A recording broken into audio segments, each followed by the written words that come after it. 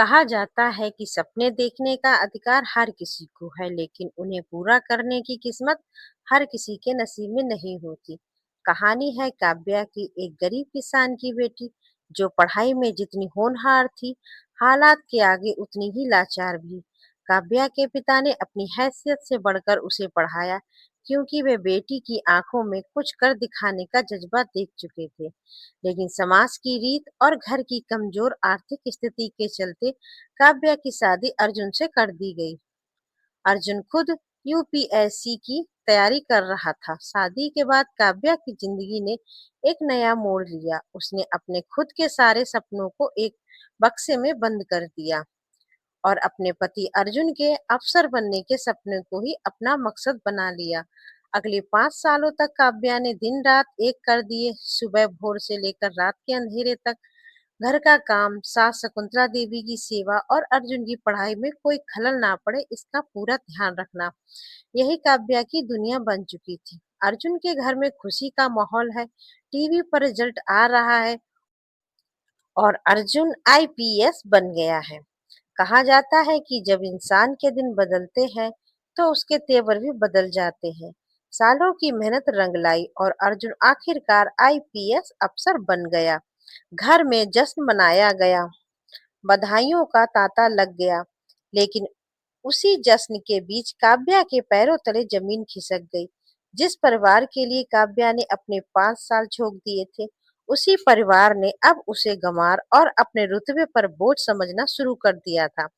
अर्जुन और उसकी माँ ने बिना एक पल सोचे काव्या को घर से धक्के देकर निकाल दिया और तलाक के कागज थमा दिए।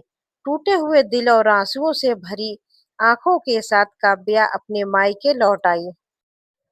पिता की कमजोर कंधा और घर की दयनीय हालत देखकर काव्या अंदर से टूट चुकी थी, लेकिन उसने हार नहीं मानी। जिस जिस मिट्टी ने उसे सींचा था, उसी ने उसे एक नई आग दी।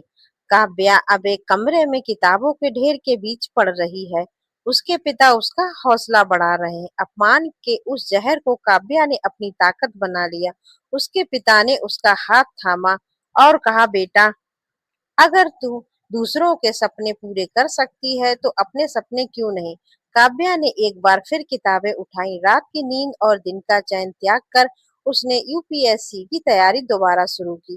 इस बार संघर्ष अकेला नहीं था, बल्कि प्रतिशोध नहीं, बल्कि अपने अस्तित्व को साबित करने की जीत थी। और फिर मेहनत रंग लाई। परिणाम आया और काव्या ने साबित कर दिया कि एक गरीब के घर पैदा होने वाले संस्कार कभी गरीब नहीं होते। काव्या ने अपनी काबिलियत के दम पर आईएएस बनकर यह दिखा दिया कि अगर हौसला बुलंद हो तो आसमान भी झुक जाता है। इधर वक्त का पहिया घूमा। अर्जुन ने शान शौकत देखकर तान्या नाम की लड़की से दूसरी शादी कर ली।